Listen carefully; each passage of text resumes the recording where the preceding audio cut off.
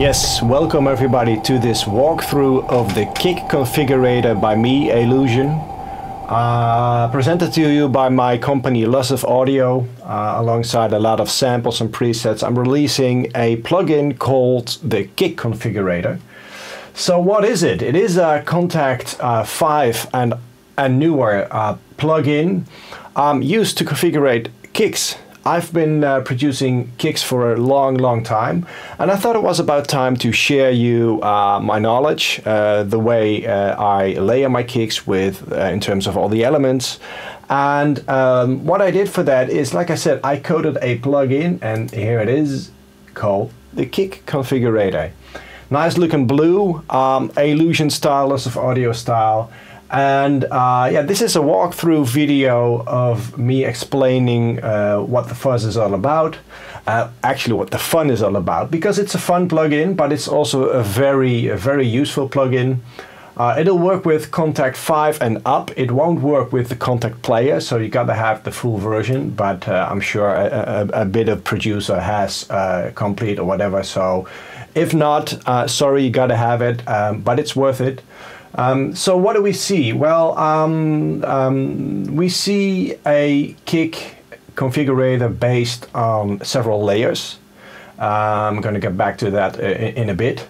A big knob in the middle. It's like the magic secret knob. We do have some knobs on the right side for the filtering. That's like a low pass filter. We've got the speed of the kick. That is really interesting when we go up to the higher notes. We've got some reverb, so you can actually get an idea of how it will sound in your track. I've got the spike option that kind of like emphasizes the transient in the beginning. And I've got the raw tune. As you know, nowadays a lot of the raw hardstyle kicks have that kind of like off-key tuned attack sound that kind of like repeats, etc. before the kick comes in and everything. So you can play around with that.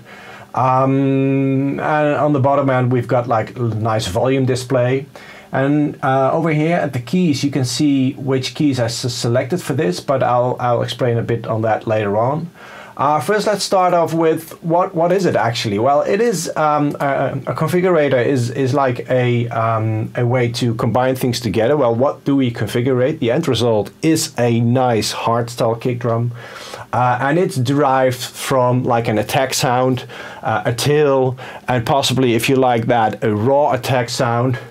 And I do have some ideas for a follow-up version already, but I know you got to start somewhere, and this is yeah, beyond cool to me already. So I really love the end result, and I didn't expect my own coding to be able to do this, but yeah, so much for that. So what do we have? Well, we got like 20 attack layers. We got like 22 tail layers, and we got even 12 raw attack layers.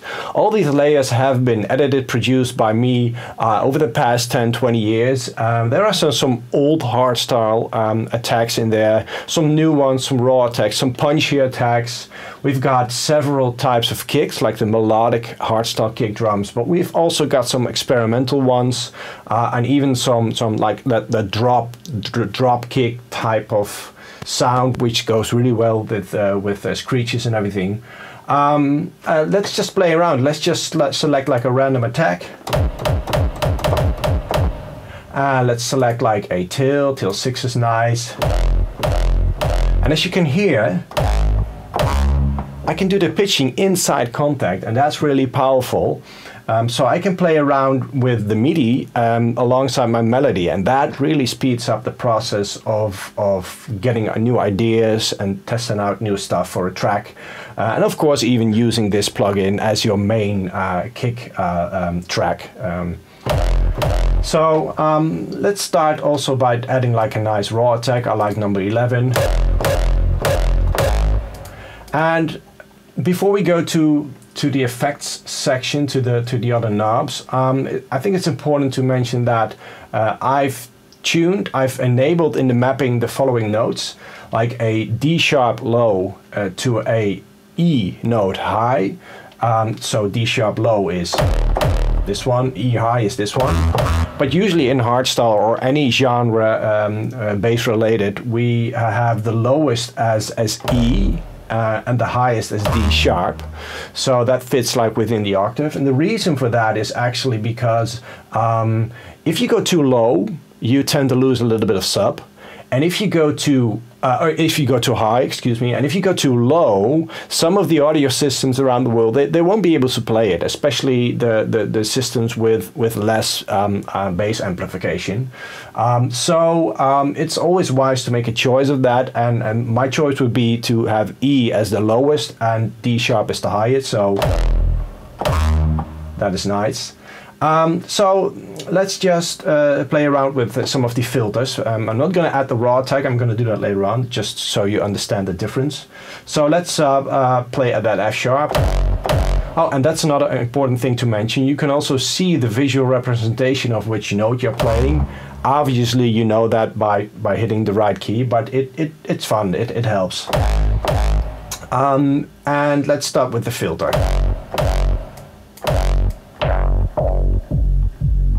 Just a nice gritty low pass filter. Can be helpful for the effect kicks, which I'll show you later on. And then we have the speed of the kick.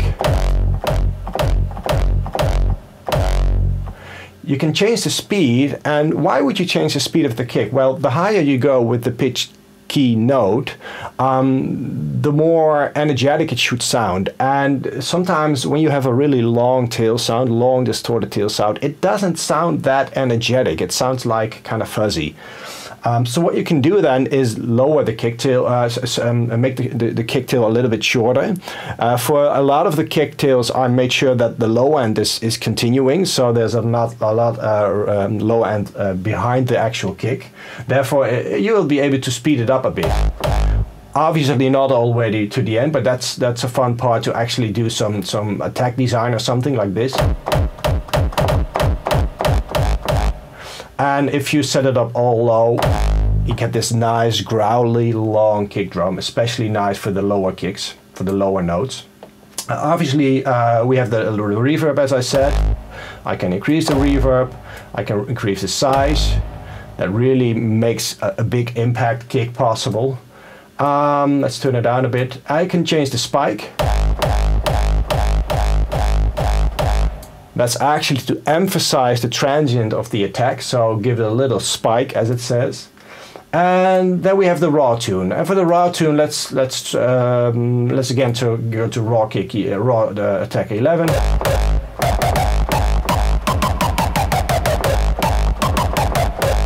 Or let's take a different one, number 6.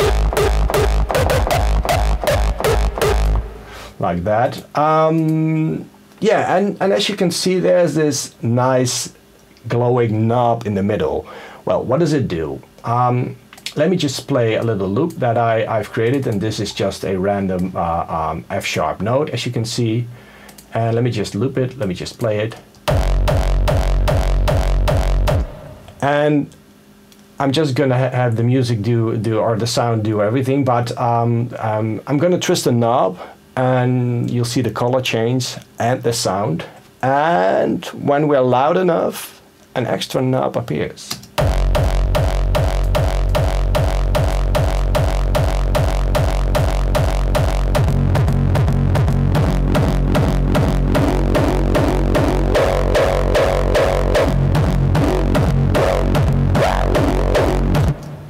We can create kick effect with this, like this growly kick effects, especially when we do some automation on it.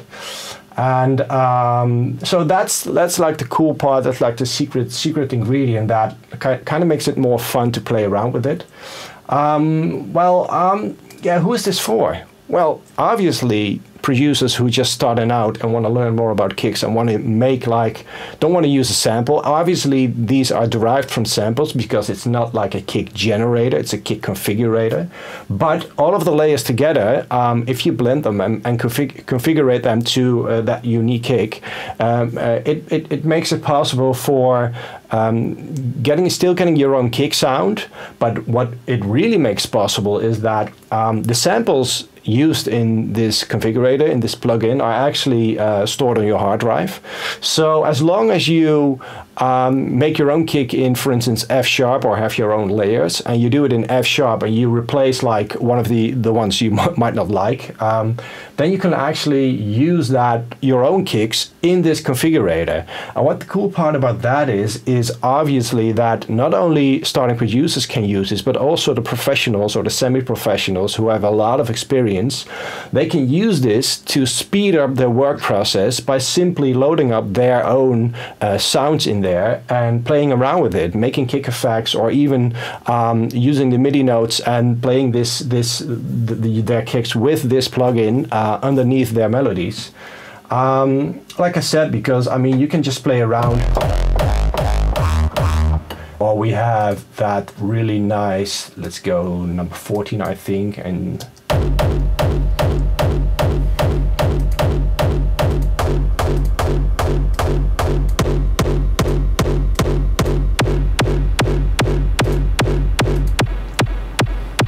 really punchy sound. So yeah, in short, I'm not going to play all the sounds because there's got to be like a surprise for you when you actually purchase the plugin and use it. You can purchase this one at store.lossof.com. Thank you all. I hope you like what I did here. I'm excited about this. A lot of knowledge and a lot of sounds I created for the past many years are put into this piece of software. And yeah, I'd like to hear what you think about it. So drop me a line, and happy producing.